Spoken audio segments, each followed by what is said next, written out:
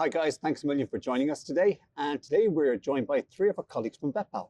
So first of all, I'm going to hand over to Isla, who's one of the leaders of the group, just to introduce yourselves and tell us a little bit about what you do. Lovely stuff. So my name is Isla. I'm Sarah. And I'm Caoimhe. And we are all in the third year undergraduate class studying veterinary medicine.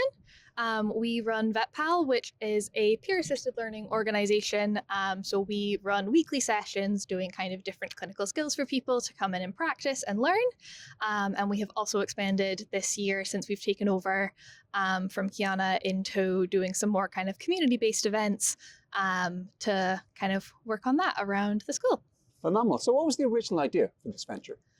So VetPAL was actually originally started by Mark McCory and some of the other staff, I think Rena Kelly, over COVID on Zoom to keep folk involved. And then it kind of has been passed down from a few different students. And we have had the pleasure of getting it this year. Great stuff. So I was unfortunate enough to walk into a lecture room to see yourself and Sarah and others, whatever, okay, beavering away. And I didn't even know what it was you do. So Sarah, what is it exactly that you do? I'm just happy to be here.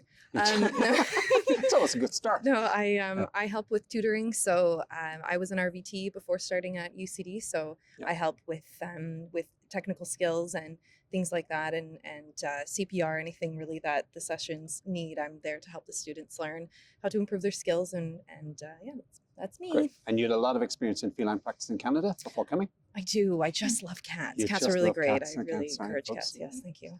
No, that's allowed, whatever. Okay, so this is open to everybody, yeah? Everybody can come along? Yeah. So basically we send out an email the kind of Wednesday, Thursday before the session. People sign up and then they come along and they just come in for as long as they want. We start usually at 5:30. People leave kind of around 6:30, sometimes 7 o'clock. It's kind of just come in, learn, practice what you want to practice, and then once you're happy, you can head home. Okay. Mark McCurry does say that when people come, they come with such incredible enthusiasm and that they're not looking at the watch saying, is it 6:30 and time to go? They will stay. Now he's looking at the watch saying, can I get home? Okay. That's a different ballgame altogether. But you find that enthusiasm just increases and increases. I think it's also helpful that it's like student-led and it's older years teaching younger years. There's no pressure from like the academic side of point. If you don't understand it, you just ask a question and you get a fairly nice response. And also, I think the younger years like it because they can ask us about modules and they can ask us about exams, and it's kind of fostering that kind of intra-year connections and that kind of thing. Yeah, so as you said before, peer-to-peer learning is just incredibly important, and it's really, really kind of it's a basic foundation of the course that we do here as well. So do you set up a curriculum and kind of stick to it, or are you expanding beyond and beyond as people become more and more competent? I will say, I mean, I think we kind of have a general, we kind of worked with a lot of OSCEs prep and things this term. We have a lot of just more general kind of topics and things that we run through. So we'll do like injections and IV catheters and kind of like, we'll sometimes talk about like diagnostics and imaging. We do CPR quite often in combination with like the Student Veterinary Emergency Critical Care Society. We'll do like bandaging and things. We do suturing, which is always like really, really popular. Yeah. And of course, a lot of you guys, when you come with a technical background before, you've just done these procedures time and time again. Yeah. It's a bit like, okay.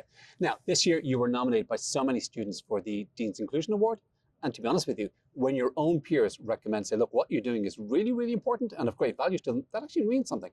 Yeah, I mean, and I think the reason VetPAL is so special is because it is all the students that are there want to be there, which I think is often quite rare in academic settings. Yeah. Like they've all chosen to be there. They've all chosen to go and further their learning in what is already a very, very busy and demanding curriculum and all of those things. Sense of camaraderie, really, isn't it? Yeah. And it's lovely. And like we sometimes will get vets and nurses in together. And I've gotten to know a lot of the wonderful nursing students through this that I probably wouldn't have met otherwise and things. Yeah. So I think that it does just hopefully kind of build a nice community and integrate all of the different programs, or at least that's the goal. That's a really important thing, Sarah, because you came from a technical or nursing background.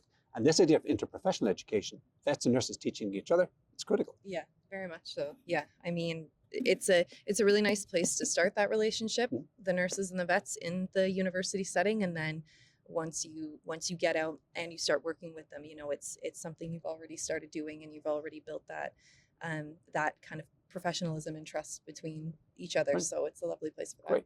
So one of the fears I sometimes have when you have an organization like this is when you graduate, you leave. who's left to take it over. So what are you doing for succession planning? So we have a wonderful, we kind of started more recently. We have what we call like our advisory board. So people that we know are interested about coming in and getting set up. We have a wonderful actually little group of people who came in this year. So our first years who come most weeks, and a couple of the girls from there are kind of already lined up to do like, I'm going to do a nice gradual handover plan with them, get them involved next semester more and more, get them tutoring some sessions, get them to organize a couple sessions. And then I'll kind of be here throughout their 5th year to mentor, like in my 5th year, I will mentor them kind of as they take over. Yeah. Okay. And I have no doubt that they will do a fab job of continuing That's it. phenomenal. Their girls are great. Guys, this is a free run. What is it you want to promote? What are your ideas for the future? I think our big thing at the moment is our Not One More Vet Race Around the World team. So Not One More Vet is a charity focusing on veterinary mental health, which I think we all know is a big problem. And it's kind of one of my like very personal things that I have worked in veterinary medicine for a long time, and I have for a long time wanted vets and nurses and all of the staff to be able to have long and fulfilling careers, which I think is, a major problem.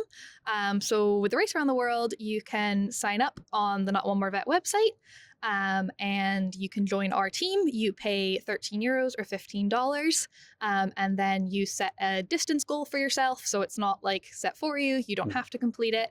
And then as you can do any sort of activities. You can do walking, you can do running, you can do cycling, you can do horseback riding. Would sleeping qualify? I unfortunately don't know if sleeping quite qualifies. If you sleepwalk and you can track your sleepwalking, then I'd be well impressed at that actually. So it's amazing. Yourselves and Vet Run have done a lot of these physical activities to try and get people to take care of their mental health. I was going to say, and it's throughout the month of May, so it's kind of a nice thing. People can hopefully be encouraged to get out during exams. We're going to run some kind of group walk/runs and some different events throughout it. We have Isla, the wonderful veterinary nurse and psychotherapist, coming in to give a talk for us at some point during reading week. So you can go and sign up and participate in the team and just be part of the community for the month. Okay. Well, look, guys, what you're doing is incredibly important, number one. And you talk about not only passing on education, but the camaraderie. And that kind of bond or camaraderie is really, really important in a vet school. So on behalf of the school, a huge thank you. And the bottom line is you got the Inclusion Award because what you've done is absolutely fantastic. Okay. So without doubt, 3 unsung heroes. Again, carrying on the great work. You are unsung heroes, carrying on the great work, whatever. It's really important that this takes place in the vet school for both vet med students and vet nursing students as well. So folks, thanks a million for watching, and I hope you have a great day.